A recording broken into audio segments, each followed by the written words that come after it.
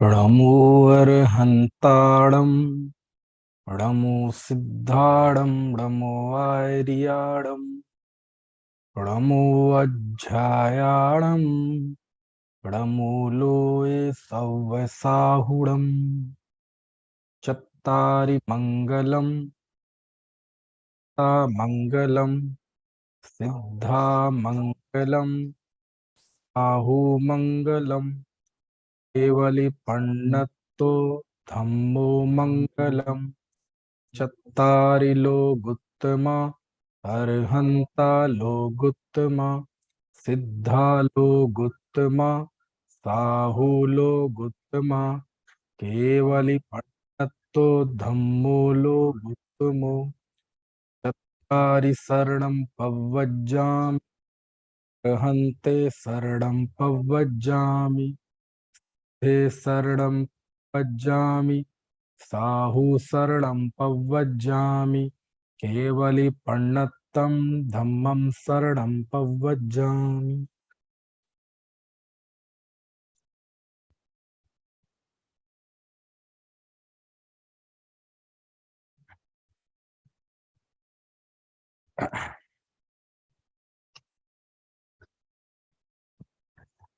समय सार का मंगलाचरण और करते हैं।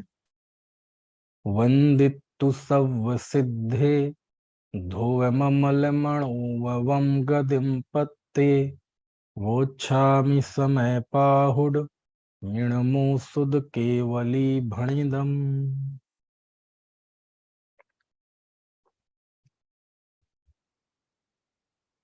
कई महीनों के बाद एक बार फिर समय सार पर चर्चा के लिए हम आज उपस्थित हैं। कुछ महीने पहले जब आखिरी व्याख्यान हुआ था, 77वां व्याख्यान 77, तो कर्ता कर्म अधिकार चल रहा था और कर्ता कर्म अधिकार की 108 गाथा तक हमारी बात हो चुकी थी। और चूंकि समय काफी लंबा हो गया और इतना जो लंबा अंतराल है वो किसी भी विषय को भूलने के लिए पर्याप्त है ना। हम तो 24 घंटे याद नहीं रहता, फिर इतना महीने भर कैसे याद रहेगा। लेकिन फिर भी जैसे तैसे करके आज फिर से ये श्रृंखला शुरू हुई है। कब तक कैसी चलेगी सर्वज्ञ जाने। कर्ता कर्म अधिकार चल रहा था और आचार्य कुंद कुंद देव द्वारा रचित समय सार का कर्ता कर्म अधिकार का प्रसंग इस पूरे शास्त्र का सबसे गंभीर और सबसे क्रांतिकारी प्रसंग है। आचार्य कुंद कुंद देव आत्मोपलब्धि में सबसे बड़ी बाधा यदि कोई देखते थे तो वो कर्ता बुद्धि को देखते थे। आप कहेंगे आपको कैसे पता? तो ये सब बातें मैं पहले बता चुका हूं, थोड़ा विषय ताजा करने के लिए उस प्रसंग से हम जुड़ जाएं। और ये जो कई महीने का अंतराल हुआ, तो इस बीच में जो पावर पॉइंट हैं इस कर्ता कर्म अधिकार के, इस समय सार के, वो मैं दोहराए देता हूं ताकि एकदम विषय ताजा हो जाए और सीधे हम ट्रेन में बैठ सके। आप कहेंगे कि आपने कहा कि आचार्य कुंद कुंद देव कर्ता बुद्धि को सबसे बड़ी बाधा आत्मोपलब्धि में देखते थे, ये आपको कैसे पता? नहीं, मुझे कोई अलग से पता होने का कोई उपक्रम नहीं किया मैंने। इसी शास्त्र से यह बात निकलती है, क्योंकि कर्ता कर्म अधिकार की 76 गाथाएं, इसमें कर्ता बुद्धि पर चोट की है आचार्य ने। उसी तरह इसका जो आखिरी अध्याय है सर्व विशुद्ध ज्ञान अधिकार, उसमें 108 गाथाएं हैं। ठीक है, उसमें भी कर्ता बुद्धि पर ही चोट की है। जो कर्ता कर्म अधिकार का विषय है, प्रायः वही विषय सर्व विशुद्ध ज्ञान अधिकार का है। तो आप जोड़िए जरा, कितनी गाथाएं हो गई, 108 और 76, यानी 184, 184 गाथाएं तो ये ही हो गई। इसके अलावा आप बंध अधिकार में जाएंगे तो बंध अधिकार में 51 गाथाएं हैं। उन 51 गाथाओं में भी आचार्य ने कर्ता बुद्धि पे चोट की है कि कोई जीव ये मानता है कि मैं किसी को मारता हूं, मैं किसी को बचाता हूं, मैं किसी को सुखी दुखी करता हूं, तो वह सब मूर्ख है, अज्ञानी है। क्योंकि जीव का जीवन मरण सुख दुख ये सब उसके कर्म के उदय के निमित्त से होता है। तो वहां भी उन्होंने कर्ता बुद्धि पे चोट की है, क्योंकि जब जब जीव सुख दुख जीवन मरण आदि का कर्ता बनता रहता है, तो उस कर्तृत्व के अहंकार में, उस कर्तृत्व के भार में वह शुद्ध चैतना स्वरूप उसको अनुभव में नहीं आता। तो 51 गाथाएं आप ये जोड़ लीजिए, तो 76, 108 और 51, तो जोड़िए जरा कितनी होती है। मेरा गणित तो उतना अच्छा नहीं है, फिर भी 184 में यदि 51 जोड़ते हैं तो मेरे समझ से 235 है ना, इतनी हो जाएगा, 235 गाथाएं। अब समय सार में कुल 415 गाथाएं, तो यदि 235 गाथाएं वो कर्ता बुद्धि पे चोट करते हैं आचार्य, जो कि समय सार से आधे से भी ज्यादा भाग है, तो इससे पता चलता है कि आचार्य कुंद कुंद देव कर्ता बुद्धि को कितना बड़ा अनिष्ट मानते थे। उनकी दृष्टि में जीव का अनिष्ट करने वाला यदि कोई भाव है तो वो कर्तापन का भाव है। मैं करता हूं, मैं पर का करता हूं, मैं कर्मों का करता हूं, मैं घटपट रथ का करता हूं, मैं रुपए पैसे मकान धन जायदाद का करता हूं, मैं अपनी बच्चों की परवरिश का करता हूं, मैं अपने स्वास्थ्य का करता हूं। समझ में आया ना? तो ये जो कर्तापन है, इनका मैं करता हूं, इनका मैं भोगता हूं, ये कर्तापन बहुत बड़ा अनिष्ट है, बहुत बड़ा अमंगल है। जिस जीव के सिर पे कर्ता बुद्धि छाती है, वो एक तरह का पागल हो जाता है, उसको फिर सोचने समझने की शक्ति नहीं रहती। समझ में आया ना?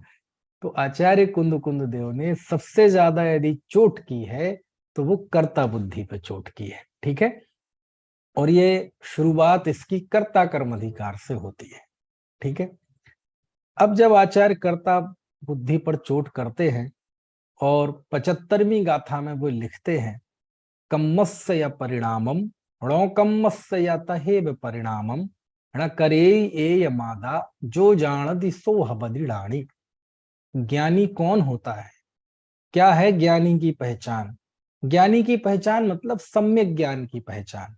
ज्ञानी की पहचान मतलब वास्तविकता क्या है, हकीकत क्या है, सच्चाई क्या है, इसका ज्ञान होना, इसका बोध होना, इसी का नाम है ज्ञानी की पहचान। अब ऐसा कोई बाहर में तो ज्ञानी की पहचान से कोई सरोकार है नहीं, है ना? क्योंकि बाहर में ज्ञानी अज्ञानी की कैसे पहचान करेंगे? बाहर में तो कोई यदि समझ लो गृहीत मिथ्यात्व का सेवन कर रहा है, रागी देशी देवी देवताओं की पूजा कर रहा है, मांस भक्षण कर रहा है, शिकार कर रहा है, है ना, तो हम स्पष्ट कह दें कि अज्ञानी है। उसको तो कोई पहचानने से हमें कोई बहुत बड़ा सरोकार नहीं है। समझ में आया ना? लेकिन जिसकी वाणी अच्छी हो, शास्त्र ज्ञान निर्मल हो, है ना, और आचरण भी अच्छा हो, तो हम कैसे कहेंगे कि अज्ञानी है? तो कहते नहीं, उसके मिथ्यात्व के उदय से उसके अंदर पर्याय मूर्ता चलती है, कर्ता बुद्धि चलती है, इसलिए वो अज्ञानी है। लेकिन ये दिखती तो नहीं है ना, कर्ता बुद्धि ऐसी कोई चीज तो नहीं है ना जो चेहरे पर टपके, है ना? इसलिए जब कहा जाए कि ज्ञानी की क्या पहचान है, कैसे ज्ञानी लक्ष्य में आता है, हम कैसे जाने कि कोई ज्ञानी है, तो आचार्य को वहां ज्ञानी के जरिए ज्ञान को बताना है, ज्ञानी के जरिए उस ज्ञानी की मान्यता बतानी है। ज्ञानी के जरिए ज्ञान बताना है कि वास्तविकता क्या है, हकीकत क्या है, सच्चाई क्या है। समझ में आया? जैसे प्रथमान युग में जाते हैं और इतने किस्से कहानी आचार्य लिखते हैं, तो किस्से कहानी का उद्देश्य क्या है? व्यक्ति को धर्म में स्थिर करना, उसे पुण्य पाप का फल बताकर, है ना, साम्य भाव में स्थित करना, वो उसका उद्देश्य रहता है। उनका उद्देश्य कोई आपको अनेक चरित्रों का परिचय करा के उनका नाम, स्थान, ये सब कराना नहीं है। उसके जरिए उन्हें ज्ञानी का जीवन बताना है, धर्मात्माओं का जीवन बताना है। और जीवन बताना मतलब धर्मात्माओं का साम्य भाव बताना, उनकी श्रद्धा, उनकी अनासक्ति बताना, ये उसका उद्देश्य रहता है। ऐसे ही जब कहें आचार्य कि अज्ञानी की पहचान क्या है, ज्ञानी की पहचान क्या है, तो वो ज्ञानी और अज्ञानी की पहचान के जरिए हमें लोक के जीवों का पता नहीं करना है। अज्ञानी की पहचान बताते हैं जब आचार्य, तो ये बताते कि ये अज्ञान भाव है, ऐसा मानना अज्ञान भाव। वो कहे ज्ञानी कैसे लक्ष्य में आता है? तो जो कर्म और नो कर्म का कर्ता नहीं है, कम्मस्य या परिणामम, नौ कम्मस्य या तहेव परिणामम, 75वीं गाथा, ण करे एय मादा जो जानदी सो हबदिणाणी। जो कर्म के और नौकर्म के परिणाम को करता नहीं है, जो मात्र जानता है, वह ज्ञानी होता है। अब कैसे पहचान, कहाँ ढूंढे हम इस ज्ञानी को? तो ऐसे ज्ञानी को ढूंढना नहीं है। ज्ञानी के बहाने आचार्य सम्यक ज्ञान बताते हैं। ज्ञानी के बहाने ज्ञानी को लक्षण बताते हुए वो ये बताना चाहते हैं कि वस्तु स्थिति क्या है, वस्तुतः क्या है। ज्ञानी तो कर्म और नो कर्म का करता नहीं है, ज्ञाता है। और हम क्या है? बोले आप भी करता नहीं है, ज्ञाता ही है। तो फिर फर्क क्या हुआ ज्ञानी और अज्ञानी में? बस ये फर्क हुआ कि तुम ऐसा मानते नहीं हो, ऐसा जानते नहीं। समझ में आया ना? तो जब आचार्य ने 75वीं गाथा में ये बताया कि जीव कर्म नो कर्म का करता नहीं है, तो आगे और भी बताया कि साहब हमने तो शास्त्रों में पढ़ा है कि कर्म और नो कर्म का करता है। तो आचार्य कहते हैं आई नो वेरी वेल, जीव के निमित्त से पुद्गल कर्म रूप परिणमित होता है, पुद्गल के निमित्त से जीव भी परिणमित होता है। इस तरह दोनों में निमित्त नैमित्तिक संबंध तो है ना? इस तरह दोनों में निमित्त नैमित्तिक संबंध है। इससे सिद्ध हुआ कि दोनों में कर्ता कर्म संबंध नहीं, है ना? आचार्य निमित्त नैमित्तिक संबंध स्वीकार करते हैं। समझ में आया ना? क्योंकि निमित्त नैमित्तिक संबंध स्वीकार नहीं करें कर्म नो कर्म के साथ जीव का, तो संसार ही खत्म हो जाएगा, संसार का व्यवहार ही खत्म हो जाएगा, बंध और मोक्ष सिद्ध नहीं होंगे। इसलिए दोनों में निमित्त नैमित्तिक संबंध तो है ना, लेकिन कर्ता कर्म संबंध नहीं है। क्योंकि कर्ता कौन होता है? द्रव्य स्वयं अपने परिणमन का कर्ता होता है। समझ में आया? और जब द्रव्य स्वयं परिणमन करता है तो बाहर में कोई अनुकूल अवश्य होता है, उसे निमित्त कहते हैं। लेकिन निमित्त कोई जोड़ जबरदस्ती करके, कोई अपना एक्स्ट्रा एफर्ट लगा के किसी द्रव्य को परिणमन करा दे, ऐसा संभव नहीं है। तो आचार्य निमित्त नैमित्तिक संबंध स्वीकार करके एकांत का निषेध करते हैं, और निमित्त नैमित्तिक संबंध स्वीकार करते हुए कर्ता कर्म संबंध का निषेध करते हुए जीव के कर्तृत्व के एकांत पर निषेध, है ना, चोट करते हैं, है ना? अब सबसे बड़ा प्रश्न ये था कि जब आचार्य ने जीव को कर्म नो कर्म का अकर्ता कहा कि वह अकर्ता है, कर्ता नहीं है, ज्ञाता है, तो सबसे बड़ा प्रश्न ये था, और ये प्रश्न कोई जैनेतरों का नहीं था, ये प्रश्न जैनों का था, कि कोई जैनी लोग ही शास्त्र को पढ़ने वाले, सिद्धांत को पढ़ने वाले ही झंडा लेके खड़े हो जाएं कि आप कह रहे हैं कर्म और नो कर्म का कर्ता जीव नहीं है, लेकिन हम तो शास्त्रों में पढ़ के आए हैं, हम तो अभी षटखंडागम पढ़ के आए हैं आचार्य देव। षटखंडागम में गुणस्थानों को जीव का लिखा है, गुणस्थान का कर्ता जीव का लिखा, जीव को लिखा है। एक एक गुणस्थान की स्थिति बताइए कि किस गुणस्थान में जीव कितने कर्मों का बंधन करता है, कितने कर्मों का संवर करता है ना, कितने कर्मों की निर्जरा होती है ना, किस कर्म का नाश जीव किस गुणस्थान में करता है ना, सम्यक दृष्टि भी 41 प्रकृतियों का संवर करता है। तो ये सब झूठी बातें हैं क्या आचार्य? समझ में आया ना। और शास्त्रों में ही नहीं पढ़ते, भक्ति में भी पढ़ते हैं। आप देखो, हम पूछें आपसे, किसे कहते हैं अरहंत भगवान, किसे कहते हैं, तो आप क्या कहेंगे? चार घाती कर्म नाशे ऐसे अरहंत हैं। समझ में आया ना। अब बताओ। चौकर में सूत्रे सठ प्रकृति नासी, जीते अष्टादश दोष राशि। हे भगवान, आपने चारों कर्मों की, चार घाती कर्मों की 63 प्रकृतियों का सत्ता से नाश कर दिया। सिद्ध भगवान किसे कहते हैं? अष्ट कर्म नाश किए ऐसे सिद्ध देव हैं। तो हमारी तो भक्ति भी यहीं से शुरू होती है कि जीव कर्मों का नाश जिसने कर दिया है वो सिद्ध है, चार का नाश कर दिया है वो अरहंत। यहीं से शुरुआत होती है ना। तो भक्ति की भी यहीं से शुरुआत होती है, और भक्ति का अंत भी इसी भावना से होता है। कैसे होता है? जब आचार्य कुंद कुंद देव के चरणों में जाते हैं और उनकी हम 10 भक्ति पढ़ते हैं, सिद्ध भक्ति है ना, तीर्थंकर भक्ति, योगी भक्ति, चारित्र भक्ति, श्रुत भक्ति, 10 भक्तियां है ना आचार्य कुंद कुंद देव की। आपने ये तो सुनी है ना, पढ़ी है नहीं पढ़ी है ये तो अलग बात है, लेकिन आपने सुना है ना, कुंद कुंद आचार्य द्वारा रचित 10 भक्तियां भी हैं। जैसे शास्त्रों के नाम तो हम जानते हैं, लेकिन भक्तियां भी लिखी उन्होंने। समझ में आया?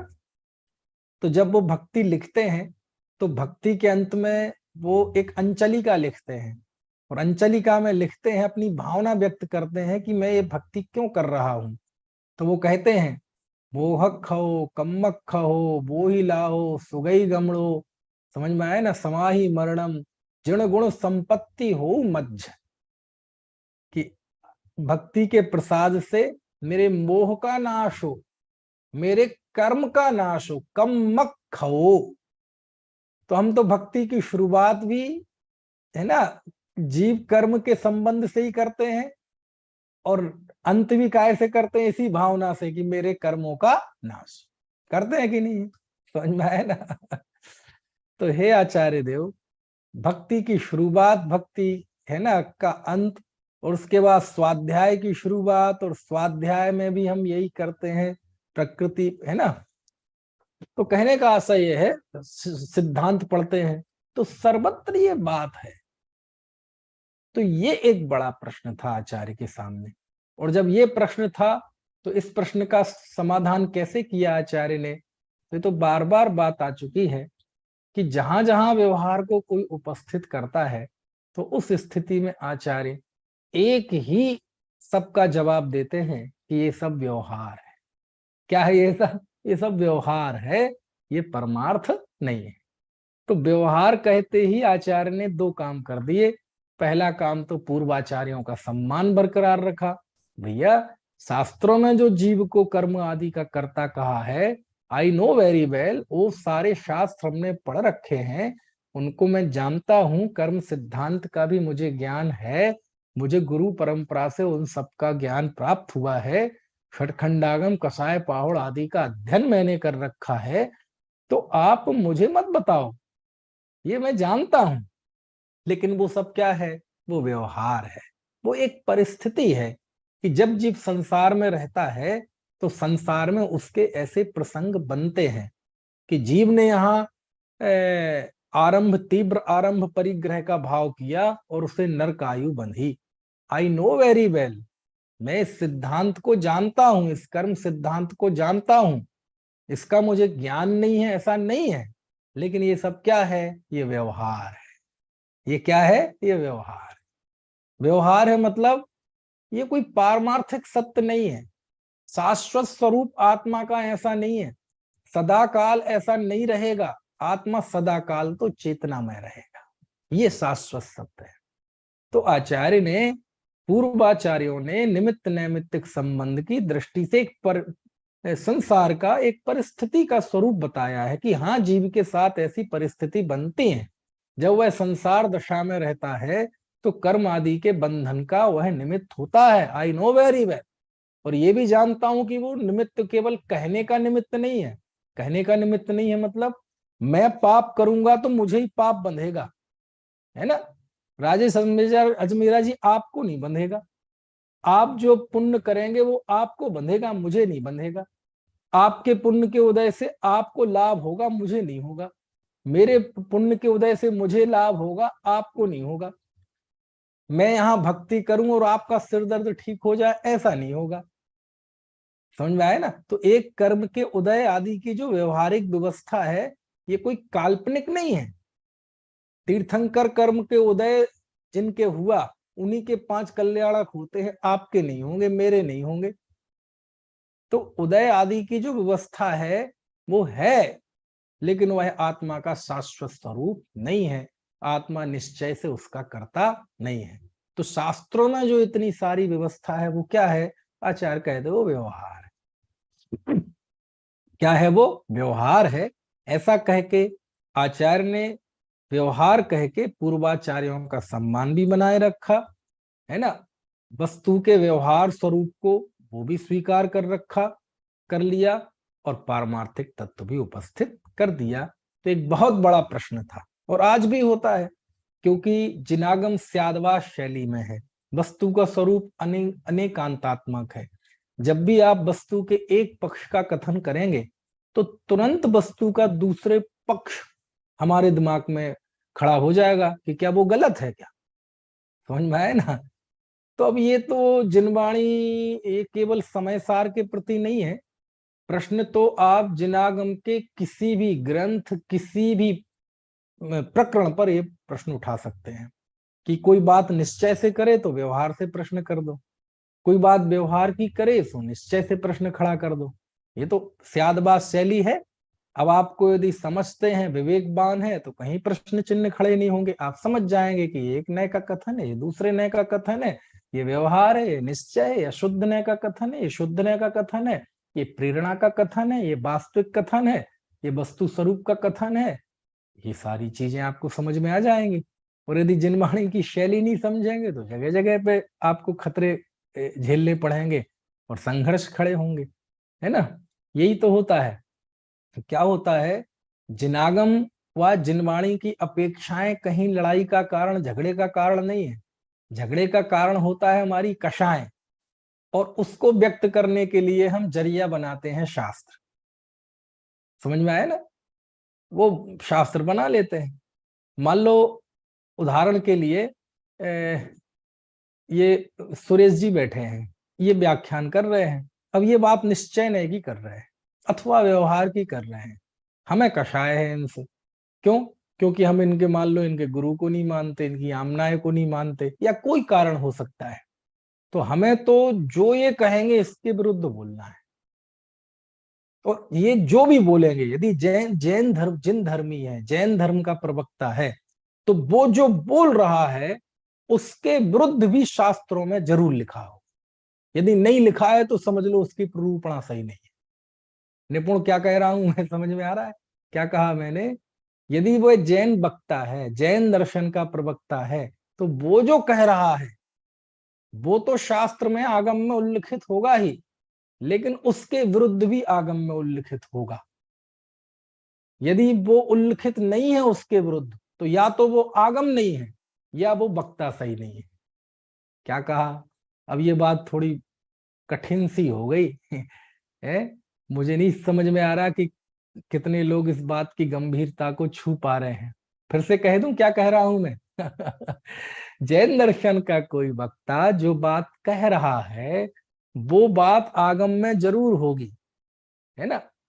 और वो जो नहीं कह रहा है उसके विरुद्ध बात है, वो भी आगम में जरूर होगी। और यदि ऐसा नहीं हो तो या तो वो आगम नहीं होगा या वो वक्ता नहीं होगा। समझ में आया ना। क्यों? क्योंकि वस्तु का स्वरूप अनेकांता। यदि कोई वक्ता पूजन पाठ को जड़ की क्रिया कह रहा है, पूजन पाठ का आत्मा को अकर्ता कह रहा है, अकर्ता यदि वो वक्ता कह रहा है तो वो आगम में लिखा हुआ होगा। लेकिन पूजन पाठ का कर्ता आत्मा है, ये बात भी उसी के आगम में लिखी, इसलिए तो वो आगम है। इसलिए तो वो स्यादवादमयी जिनवाणी है। यही तो अनेकांतात्मक स्वरूप है ना। ये जैन दर्शन की जान है। अब इस बात को कोई भूल जाए और लड़ना हो तो पहलवानी करने के लिए भी सियाद बात बहुत बढ़िया है कि जो जिस अपेक्षा से बात कर रहा हो आप दूसरी अपेक्षा से बात शुरू कर दो। आप निश्चय से कह रहे हैं, हम व्यवहार से शुरू हो जाएंगे। आप व्यवहार की बात कर रहे हैं, हम निश्चय से शुरू हो जाएंगे। आप कहेंगे पूजन पाठ में धर्म नहीं है, हम कहेंगे फिर मुनियों के छठावश्यक में क्यों लिए स्तुति वंदना, गृहस्थों के छठावश्यक में क्यों लिया। शास्त्रों में लिखा जिन दर्शन से निधत्ति निकाचित कर्म नष्ट हो जाते हैं, शास्त्रों में पूजन को मुक्ति मुक्ति दाता। हम शुरू हो जाएंगे, झगड़ा खड़ा है, समझ में आए ना। और आप व्यवहार की बात कर रहे हैं कि भैया पुण्य से बढ़िया कोई कार्य नहीं है, पुण्य से कर्मों की निर्जरा होती है, तो हम पुण्य पाप अधिकार शुरू कर देंगे कि आचार्य कुंद कुंद तो दोनों को बेड़ी कहते हैं, दोनों को हे कहते हैं, दोनों को संसार में प्रवेश कराने वाला कहते हैं। लड़ लो, कर लो पहलवानी, समझ में आए ना। तो कहने का आशा ये है, ये रास्ता, ये मार्ग पहलवानी का नहीं है, समझने का है, समझ में आए ना, विवेक का है। जब आचार्य ज्ञानी का स्वरूप बताते हैं, मतलब वास्तविकता क्या है वो बताते हैं उसके जरिए, है ना।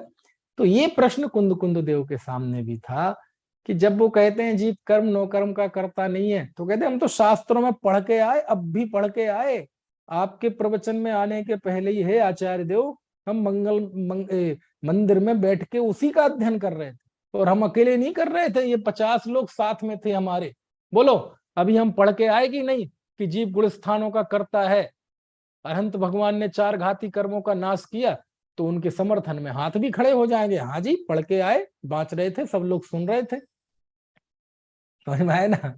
आचार्य कहते व्यवहार है, क्या है वो, व्यवहार, समझ में आए ना। और इसके लिए अभी जो हमारा विषय चल रहा था, तो 108 गाथा तक हो रहा था, तो 106 गाथा और 108 गाथा में आचार्य ने 2 उदाहरण दिए व्यवहार के लिए, और ये कहा कि जैसे युद्ध करता है योद्धा, लेकिन दुनिया ये कहती है कि किसने युद्ध किया, राजा ने युद्ध किया, है ना। दूसरा उदाहरण दिया 108वीं गाथा में कि राजा को कहते हैं कि जैसी राजा वैसी प्रजा, यानी दोष और गुण तो प्रजा में होते हैं, लेकिन उसका उत्पादक किसे कहा जाता है, राजा को, समझ में आए ना, कि जैसी राजा होती है वैसा प्रजा होता है। तब ये क्या है, ये व्यवहार है। ऐसा होता है क्या कि जैसी राजा हो वैसी प्रजा हो जाए। देखो 108वीं गाथा, जहराया बबहारा दोष गुणपाद गो त्याल विदो तह जीवो बबहारा दब्ब गुणपाद गो भणिंदो, कि जैसे राजा को प्रजा के दोष और गुणों का उत्पादक कहा जाता है। अब कहा जाता है तो तुम भी कह लो, लेकिन ऐसा होता है क्या, राजा ईमानदार है तो सारी प्रजा ईमानदार होती है क्या, राजा बेईमान है तो सारी प्रजा बेईमान होती है क्या, है। रामचंद्र जी के राज्य में ही तो सीता जी पर दोष लगाया गया था, समझ में आए ना, है, है, है? इतने बड़े बड़े बहुत अच्छे अच्छे राजाओं का शासन रहा, लेकिन खूब अपराध हुए, अपराधी लोगों के शासन में भी एक से एक बढ़िया लोग हुए। तो कहने का आशय यह है, एक सामान्य कथन है कि जैसा राजा वैसी प्रजा, लेकिन ये वह व्यवहार है ना। ऐसे ही युद्ध तो योद्धा करता है, राजा कहाँ युद्ध करता है, लेकिन कहते हैं राजा ने युद्ध किया। तो जैसे लोक में व्यवहार चलते हैं, उपचार चलते हैं, कहते हैं बस ऐसे ही जीव, है ना, अन्य द्रव्यों को कर्म का करता है, उसका उत्पादक है, उसको परिणमन कराता है, ऐसा कहना व्यवहार है। समझ में आया ना, ये सब व्यवहार की बातें हैं, इसमें बोले ज्यादा दिमाग को उलझाओ मत। शास्त्र में लिखा है तो पढ़ लो, तो पढ़ के क्या माने, यहाँ ये व्यवहार है, और क्या माने ये परमार्थ नहीं है, और क्या माने कि मैं इनका करता नहीं हूं, और क्या माने मैं इनका ज्ञाता हूं, और क्या माने मैं मात्र ज्ञाता हूं। समझ में आया ना, यहाँ तक पहुंचना है, एक एक सीढ़ी चढ़ चढ़ के अंततः पहुंचना किस बिंदु पर है, ज्ञाता हूं मैं, किसका ज्ञाता हूं, बस ज्ञाता हूं। कर्म नो कर्म का ज्ञाता हूं नहीं, कर्म नो कर्म का ज्ञाता होते हुए भी मैं मात्र ज्ञाता हूं, यहां तक पहुंचना ये कर्ता कर्म अधिकार है। ठीक है, तो ये सारी बातें तो मैंने केवल पुराने विषय ताजा करने के लिए कही थी 108 गाथा तक। अब आगे हम पढ़ते हैं 4 गाथाएं हैं, गाथा 109, 10, 11, 12। और शुरुआत में ही जब 5वीं गाथा हम पढ़ रहे थे, तो 5वीं गाथा पढ़ते हुए मैंने बार बार ये कहा था कि समय सार की कोई भी गाथा पढ़े, कोई भी उसका प्रकरण पढ़े, कोई भी अधिकार पढ़े, 5वीं गाथा को कभी ना भूलें। 5वीं गाथा को तो बिल्कुल जैसे माथे पर लिख लें। समझ में आया ना? माथे पर लिख लें। 5वीं गाथा क्या है? तम एयत वेहत्तम दाये हम अपड़ो सभी वेड़ जदि दायेज पमाणम चुक्केज छलम न घेतब्बम। 5वीं गाथा में आचार्य ने एक प्रतिज्ञा पत्र साइन किया था, अपना संकल्प बताया था, है ना, कि मैं समयसार क्यों लिख रहा हूं, इसके पीछे वजह क्या है, समयसार लिखने के पीछे मेरा विजन क्या है, उद्देश्य क्या है, वो उन्होंने 5वीं गाथा में बताया था। उन्होंने वो बात एक गाथा में कही क्योंकि वो लेखक थे, है ना, और मैं उनके संकल्प को बार बार दोहराता हूं, है ना, हर 1-2 व्याख्यान के बाद उनके इस संकल्प को मैं जरूर दोहराता हूं। वो इसलिए दोहराता हूं क्योंकि कोई भी प्रकरण पढ़े, आचार्य ने जो उद्देश्य व्यक्त किया था कि मैं एकत्व भक्त आत्मा को दिखाऊंगा, निज वैभव से दिखाऊंगा, क्या वो दिख रहा है? क्या उसके लिए ये सब कुछ हो रहा है? क्या गाथाओं में वो उभर रहा है कि नहीं? समझ में आया ना? यदि वो उभर रहा है तो हमारी दृष्टि और हमारी दिशा सब सही है ना? इसलिए मैं बार बार उस संकल्प को बताता हूं कि कर्ता कर्म के जरिए अंत में पहुंचना कहाँ है हमें, कि बस मैं ज्ञाता हूं, यहां तक पहुंचना है ना? तो वो आप जरूर हमेशा याद रखें। क्या है आचार्य का उद्देश्य? निज वैभव से एकत्व भक्त आत्मा को दिखाना। और वो हमसे उम्मीद भी क्या करते हैं? वो यही उम्मीद करते हैं कि जब मैं उस एकत्व भक्त को दिखाऊं तो आप सब उस एकत्व भक्त आत्मा का स्वानुभव के द्वारा प्रमाण कर लें। वो ये उम्मीद है उनकी। समझ में आए ना? ठीक है। 5वीं गाथा तो मेरे समझ से कम जो शुरुआत से कक्षा में बैठ रहे हैं उन्हें याद भी हो गई होगी। 5वीं गाथा आप बिल्कुल अमुकार मंत्र की तरह याद रख लें, यदि आपको समय सार सही तरह से समझना है तो।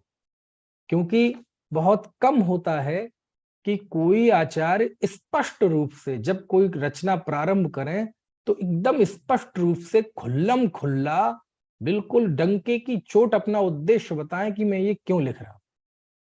समझ में आया ना? अनेक बार होता होगा, आपको बहुतेरे ऐसे जीव मिलते होंगे दुनिया में कि पता चले वो आपके घर पे आए अथवा उन्होंने आपको फोन किया और 1 घंटा बात करते रहे यहाँ वहां की, और फोन पे बात भी हो गई और फोन बंद भी कर दिया, लेकिन आपको ये समझ में नहीं आया कि इस आदमी का फोन आया क्यों था, किस उद्देश्य से आया था, क्यों बात कर रहा था। आप चिंता में आएंगे, यार इतने दिनों बाद इसका फोन आया, 1 घंटे बात करता रहा, लेकिन ये इसने फोन किया क्यों था ये समझ में नहीं आया। पता चले आप चिंता में आ जाएं, पता नहीं क्या साजिश कर रहा है ना? तो ऐसे दुनिया में बहुतेरे प्रूपक होते हैं, बहुतेरे लेखक होते हैं, बहुतेरे प्रूपणाएं करने वाले होते हैं कि वो पता चले 20 पुस्तक लिख दें, लेकिन पता ही नहीं चले कि ये आदमी कहना क्या चाहता है, ये आखिर बताना क्या चाहता है, मैं किस रास्ते पर ले जाना चाहता है। ऐसे बहुतेरे हैं जी, उनका दुनिया में बड़ा नाम है, आध्यात्मिक व्याख्यान है अब तो, है ना, अध्यात्म उनके उसमें है, लेकिन आप पूरा पढ़ने के बाद भी ये पता नहीं चलेगा कि ये कहना क्या चाहते हैं। लेकिन आपको बता दूं, मैं पूरे विश्व में अकेला एक समय सार ग्रंथ है और अकेले एक कुंद कुंद आचार्य हैं जो डंके की चोट कहते हैं कि मैंने आत्मा का अनुभव किया है और मैं आपको इस समय सार में आत्मा का ही अनुभव करूंगा। बोलो, आप जाओ दुनिया में जाओ, कौन से ऐसे शास्त्र में और कौन से ऐसे शास्त्रकर्ता ने ऐसा लिखा है? ये बात केवल समय सार में लिखी है और कुंद कुंद देव ने लिखी है। समझ में आए ना? तो यहीं तक पहुंचना प्रत्येक प्रकरण का जो है उद्देश्य है। यदि वहां तक पहुंचते हैं तो हमारी जो रास्ता है वो सही है, हमारा पौरुष सही है। यदि वो नहीं पहुंचते हैं, वो नहीं उभरता है, तो समझ लो बहुत चूक रहे हैं कहीं ना कहीं, है ना? चलो तो अब पढ़ते हैं, आप आ जाइए। गाथा 109 है ना, गाथा 109, 10, 11, 12, ये 4 गाथाओं का एक समूह है, इनको हम पढ़ते हैं, ठीक है।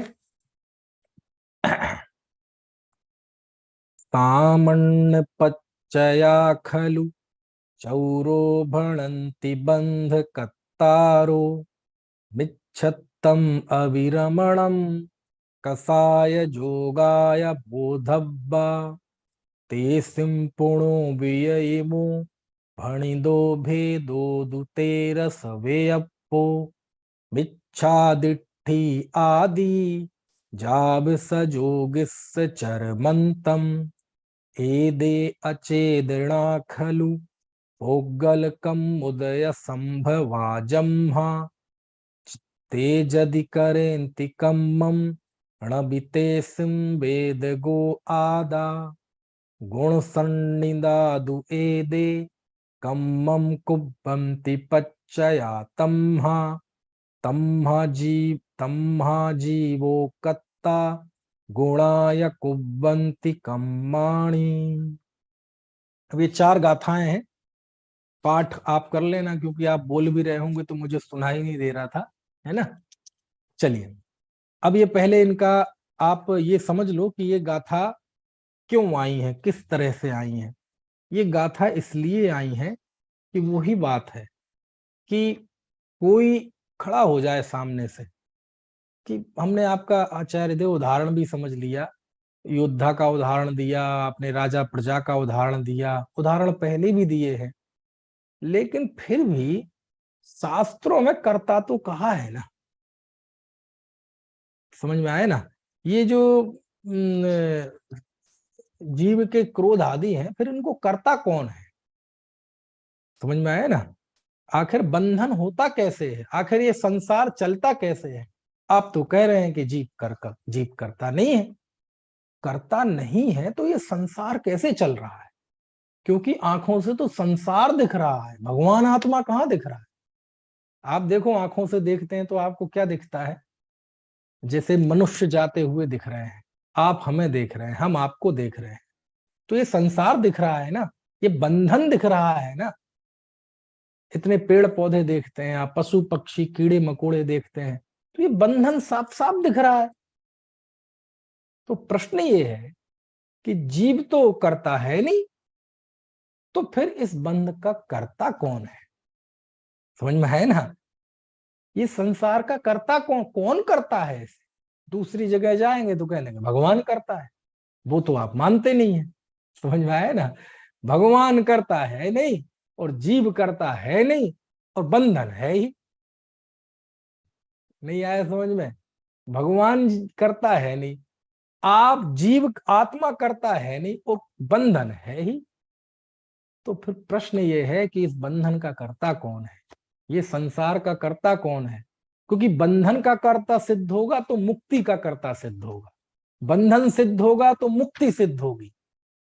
बंधन सिद्ध होना मतलब आश्रव बंध तत्व सिद्ध होना, और मुक्ति सिद्ध होना मतलब संबंध निर्जरा मोक्ष सिद्ध होना।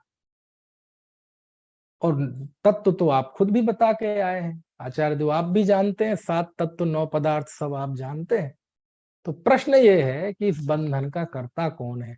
ये आंखों से दिखाई दे रहा, आत्मा तो आंखों से दिखाई नहीं दे रहा आचार्य, वो स्वानुभव गम्य है, वो अनुभव प्रमाण से सिद्ध होता है। लेकिन ये बंधन और बंधन का कार्य तो बिल्कुल साफ साफ दिखाई दे रहा है, आंखों से दिखाई दे रहा है।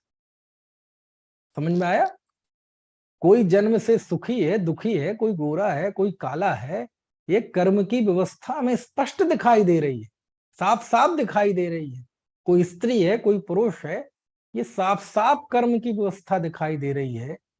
भगवान इसका करता है नहीं, जीव इसका करता है नहीं, आपने अकर्ता कह दिया, और ये स्थिति है ही प्रत्यक्ष है, कोई झूठी तो है नहीं।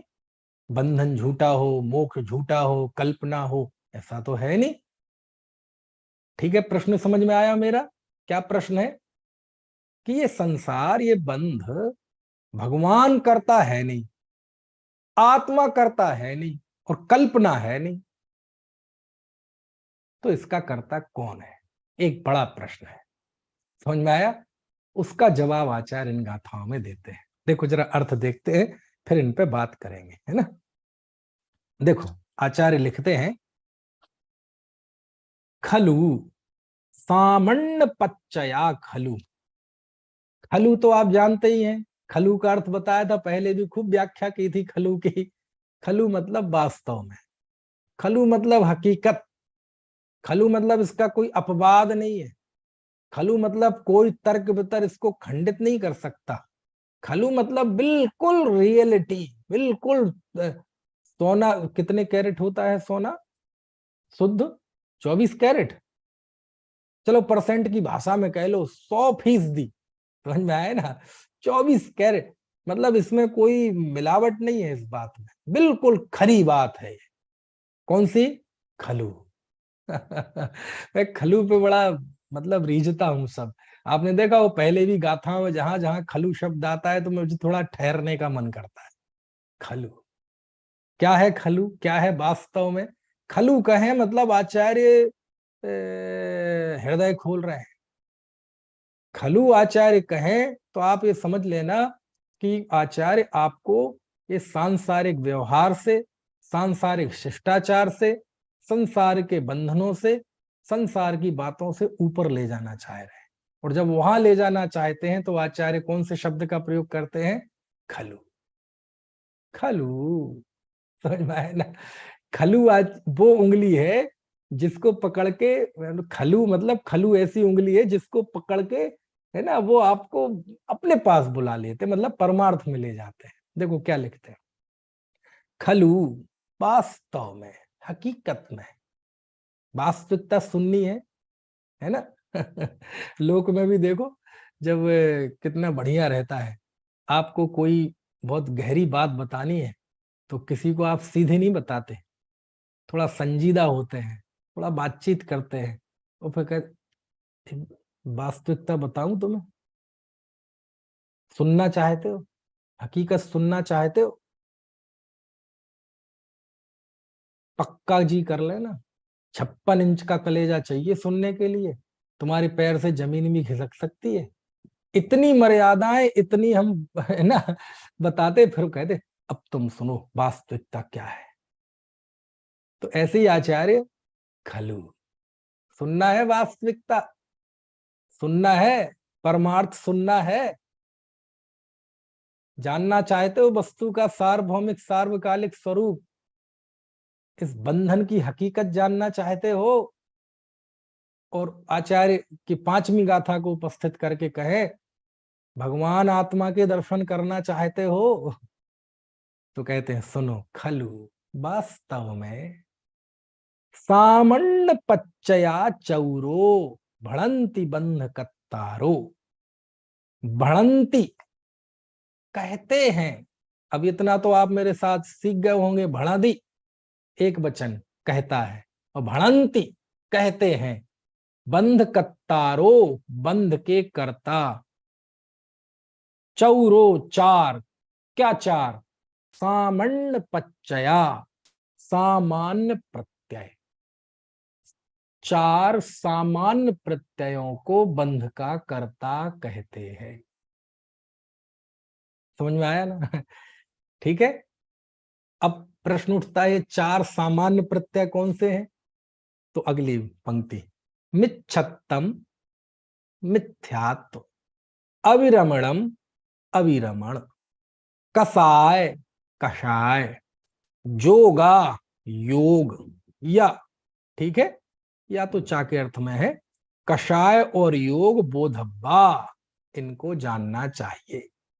यानी वास्तव में बंध के कर्ता चार सामान्य प्रत्यय, मिथ्यात्व, अभिरमण, कषाय और योग को जानना चाहिए।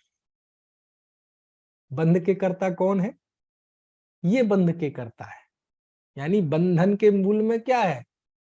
मिथ्यात्व, अभिरमण, कषाय और योग, है ना। तत्वार्थ सूत्र में जाएंगे तो 5 मिलेंगे आपको, मिथ्या दर्शन अविरति प्रमाद कषाय योग बंध हेतु, वाह 8वां अध्याय पहला सूत्र, यहाँ 4 है। और तत्वार्थ सूत्र के पहले की जो परंपरा है उसमें सब जगह 4 ही है। लेकिन तत्वार्थ सूत्र की लोकप्रियता इतनी रही, तत्वार्थ सूत्र ने जो लोकप्रियता के झंडे गाड़े, तो उसमें जो लिख गया वो समझ लो वो लोकप्रिय हो गया। आज भी आप जाएंगे और कहेंगे बंध के प्रत्यय बताइए, तो सब कहेंगे 5। कौन कौन से? मिथ्यात्व, अविरति, प्रमाद, कषाय, योग। 4 कोई नहीं कहेगा। समझ में आए ना? जबकि तत्वार्थ सूत्र के पहले आचार्य कुंद कुंद देव के आगम में 4 है, मूलाचार में 4 है, भगवती आराधना में 4 है, अरे षटखंडागम में भी 4 ही है। समझ में आया ना? लेकिन तत्वार्थ सूत्र का जो विवेचन है वो गुण स्थानों को ध्यान में रख के किया गया है, और 5वां और 6वां गुण स्थान जो है उसमें मिथ्यात्व, अविरति, है ना, कषाय और योग, इनका कोई फर्क नहीं है, प्रमाद का फर्क है। यदि प्रमाद न लिया जाए तो 6, 7वें गुण स्थान की व्यवस्था जो है वो स्पष्ट नहीं होती है। तो जो भी रहा हो, यहाँ 4 है ना। प्रमाद कषाय में ही गर्भित कर लिया। 4 बंध के कर्ता कहे गए हैं, इनसे बंधन होता है। समझ में आया ना? अब देखो, पहले गाथा और देख लेते हैं, अगर गाथा का अर्थ। पुणो बिया तेसिम, और फिर उनके 13 व्यपो, 13 प्रकार का भेदो दु, भेद भणी दो कहा गया है। उन 4 प्रकार के जो प्रत्यय हैं उनके 13 भेद कहे गए हैं। बे मिच्छा दिट्ठी जोगिस चरमंतम जाओ, और वे कौन से हैं? मिथ्या दृष्टि से, मिथ्या दृष्टि मतलब प्रथम गुण स्थान का नाम है मिथ्या दृष्टि, उससे लेकर सयोगी केवली चरमंतम जाव, सयोग केवली के चरम समय तक। यानी 4 प्रत्यय हैं बंध के, मिथ्यात्व, अविरमण, कषाय और योग, और उनके जो भेद हैं वो 13 हैं। वो 13 कौन से हैं? तो जो 14 गुण स्थान है, 14 गुण स्थान में 14वें गुण स्थान को छोड़ दो, क्योंकि वहां बंधन है नहीं, वो बात बंधन की चल रही है।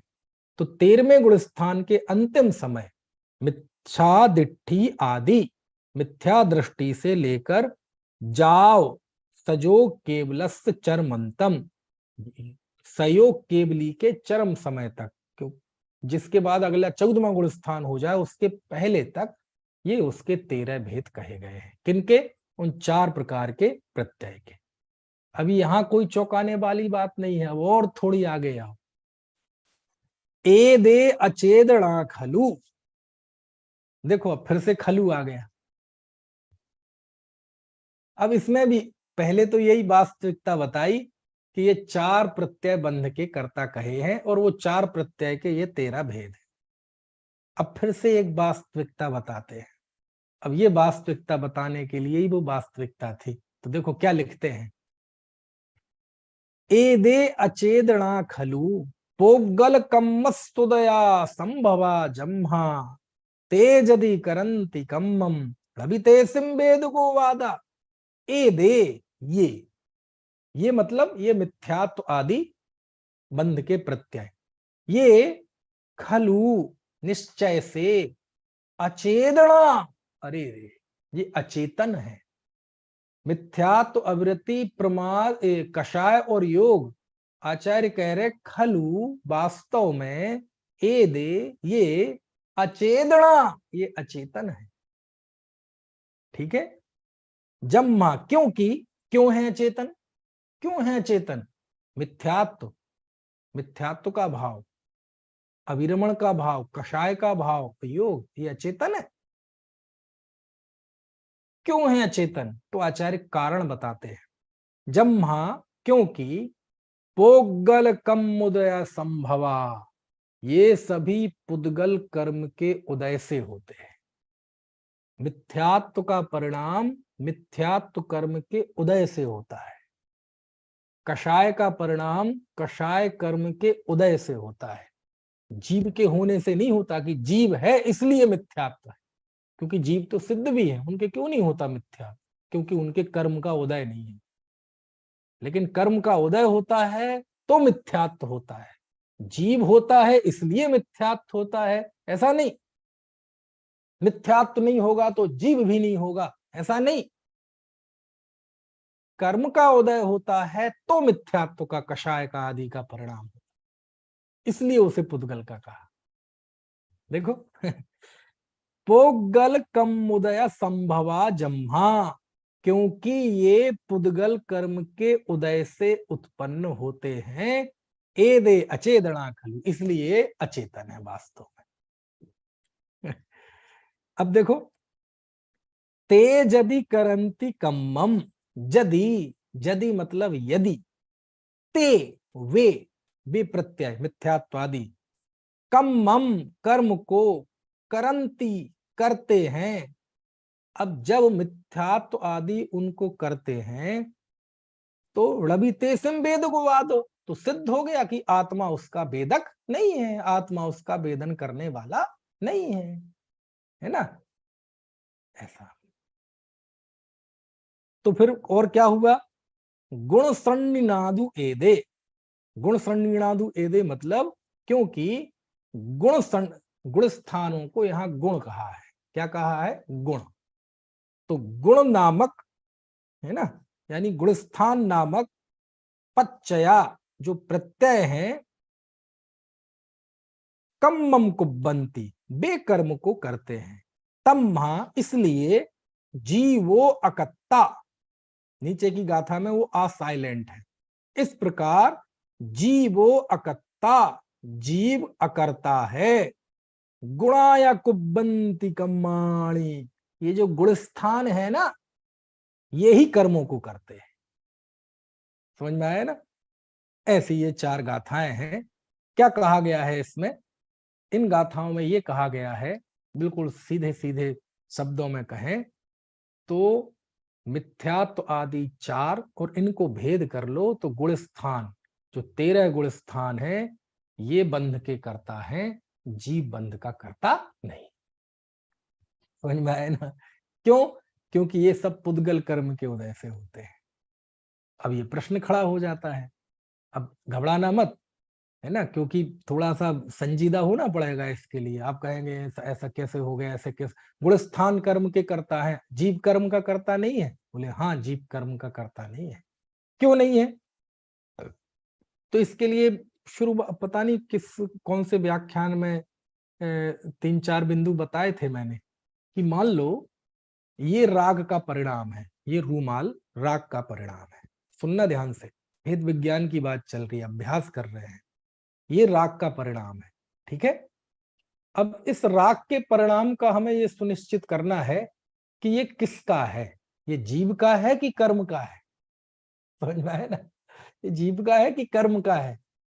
अब इसकी थोड़ी सी हम मीमांसा करें तो बड़े बड़े आनंद आएगा आपको। देखो, अब पहले बोले ये देख लो, एक तरफ है जीव और एक तरफ है कर्म, और ये बीच में है राग, ठीक है।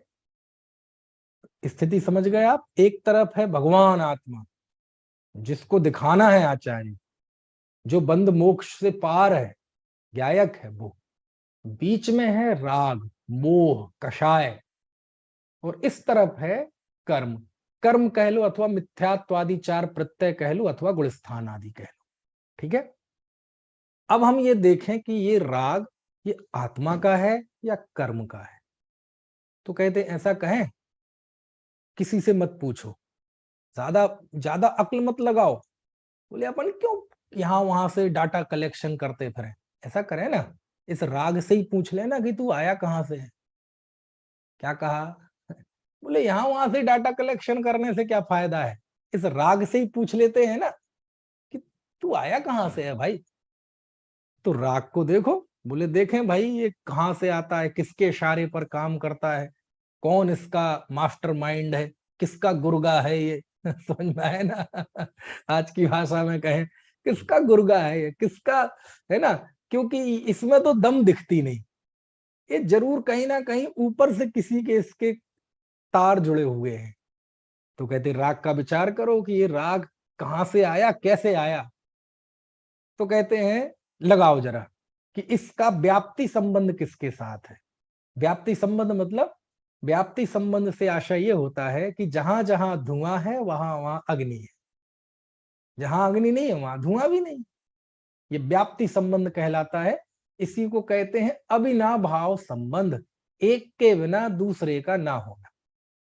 ठीक है, अब ये संबंध है, यानी दोनों होंगे तो साथ साथ होंगे। अभी राग का लगाओ जरा, अब इसका व्याप्ति संबंध किसके साथ है? जहां जहां जीव है, आत्मा है, वहां वहां राग है, ऐसा संबंध घटित होता है? नहीं। जहां राग नहीं है वहां आत्मा भी नहीं है, ऐसा निषेध घटित होता है? नहीं होता। समझ में आया ना?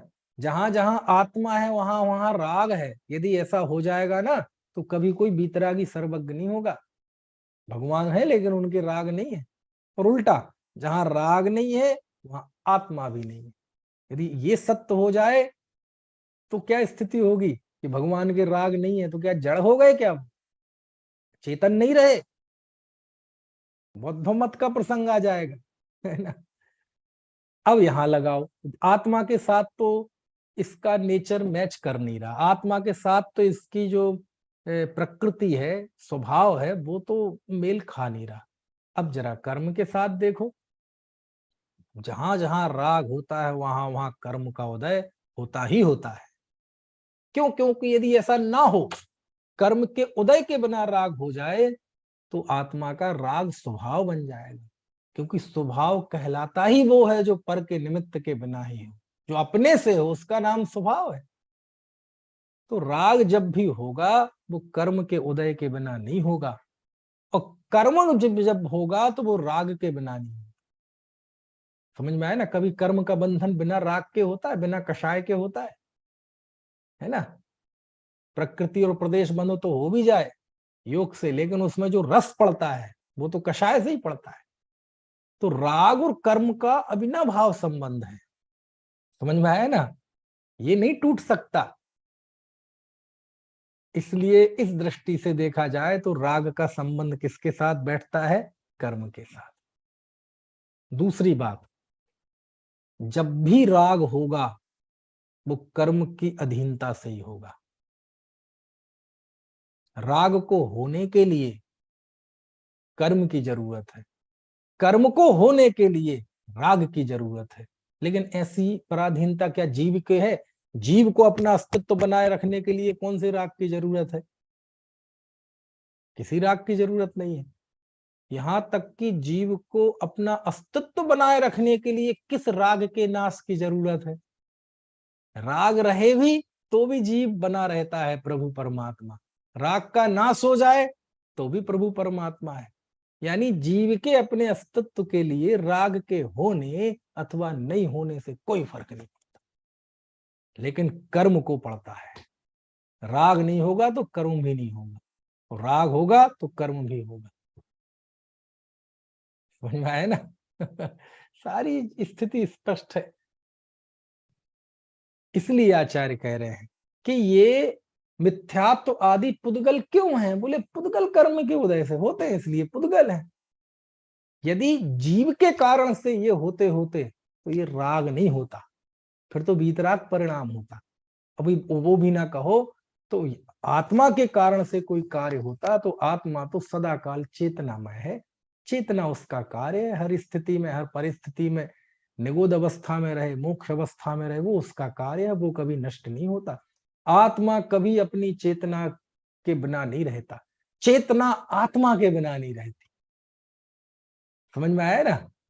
लेकिन राग ये कर्म के उदय के बिना नहीं रहता, कर्म का उदय इसके बिना नहीं रहता। इसे होने के लिए कर्म का उदय चाहिए, कर्म को होने के लिए राग चाहिए। आचार्य कहते इसलिए हम ये चाहे मानते हैं कि ये आत्मा इसका कर्ता नहीं। समझ में आया ना? ऐसा ये बात यहाँ कह रहे हैं। इस तरह आत्मा उसका ना कर्ता है ना भोक्ता है, और जब कर्ता भोक्ता नहीं है तो सिद्ध हो गया कि जीव अकर्ता है। तो फिर कर्ता कौन है? कहते हैं मिथ्यात्वादी जो प्रत्यय है बस यही करते हैं, आत्मा अकर्ता है। अशुद्ध निश्चय नय से जीव को इनका कर्ता कहा जाता है, लेकिन शुद्ध नय से, परमार्थ से यह आत्मा उनका अकर्ता है। करता है ये भी एक विवक्षा है, करता है ये भी व्यवहार का कथन है, लेकिन आचार्य जिस शुद्धात्मा को दिखाना चाहते हैं, जिस शुद्धात्मा को दिखाने का संकल्प उन्होंने लिया है, वहां तक पहुंचने के लिए हमें इसके कर्तृत्व से पार जाना पड़ेगा। क्योंकि आचार्य कुंद कुंद देव को आत्मा दिखाना है, और जब आत्मा यदि आपको देखना है तो पहले आत्मा को अकर्ता देखना पड़ेगा। क्यों क्या मतलब है? यदि हमने ये मान लिया कि मैं मिथ्यात्व का कर्ता हूं, तो मिथ्यात्व का कर्ता मानना यानी इस स्थिति में आपने उसके स्वभाव को स्वीकार नहीं किया, क्योंकि स्वभाव तो ज्ञाता रहना, और हमने माना मैं आप करता हूं, इसका मतलब आपने वो स्वभाव मान लिया, और स्वभाव का फिर कभी नाश होता नहीं है ना। इस तरह से ये बात आई।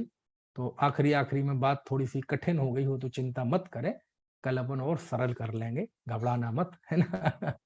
ठीक है, चलिए, आपका कोई प्रश्न हो या आपको और कुछ कहना हो तो आप कह सकते हैं, नहीं तो फिर बात पूरी करेंगे। किसी को कोई प्रश्न हो या कोई बात कहनी हो कि कोई चीज ऐड करनी हो तो आप कह दें। हाँ, आप स्वयं अनम्यूट कर सकते हैं अपने आप को। जय जय पंडित साहब। जय जिनेन्द्र। पंडित साहब, जैसे आपने कहा अग्नि और जैसे धुआं का दिया उदाहरण, जैसे जीव है वहाँ राग है। हाँ हाँ, और राग है वहाँ जीव है। जहां जहां जीव है वहां वहां राग है, ऐसा हाँ, संबंध नहीं बनता। ठीक है, पहले ये था राग है वहाँ जीव है।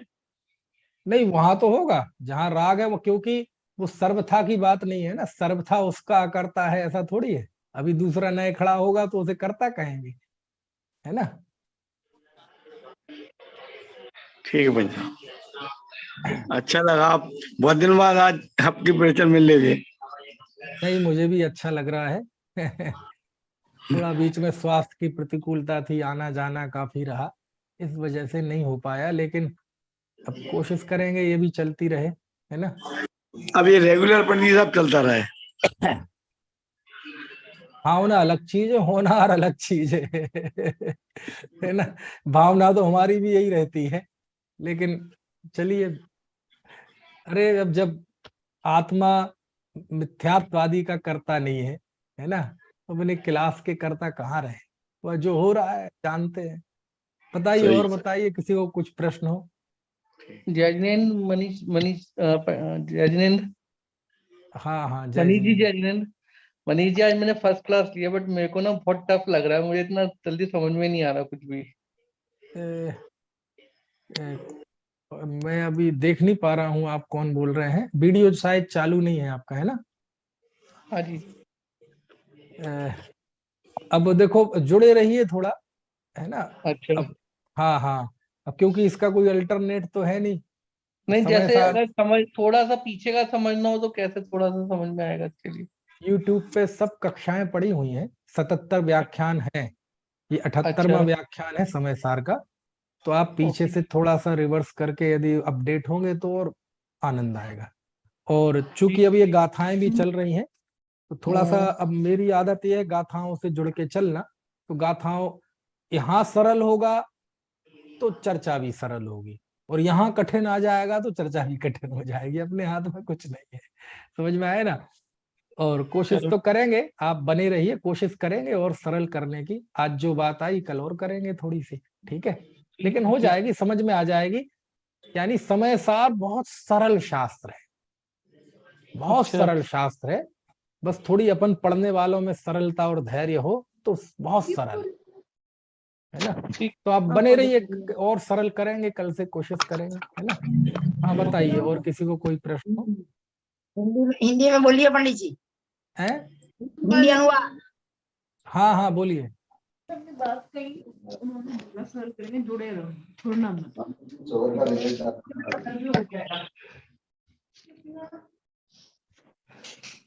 चलिए, किसी का कोई प्रश्न नहीं है, चलो तो फिर बात पूरी करते हैं। बेटा पहले था जिन वो। बा, जिन बार, हाँ, 2 पार्टिसिपेट रेज हैंड कर रहे हैं तो अपने आप अनम्यूट कर लीजिए, आपको है ऑप्शन अनम्यूट करने का। देखो बेटा जी कहाँ हो, नहीं रहो। क्या दबा रही है मम्मी? चलो, जी कैसे निकाले इसको? तुमने क्या क्या दबाया था, कैसे खोला था? जिनवाणी स्तुति। अनंत धर्मणस्तत्त्वं पश्यन्ति प्रत्यगात्मनः अनेकान्तमयी मूर्तिर्नित्यमेव प्रकाशताम्।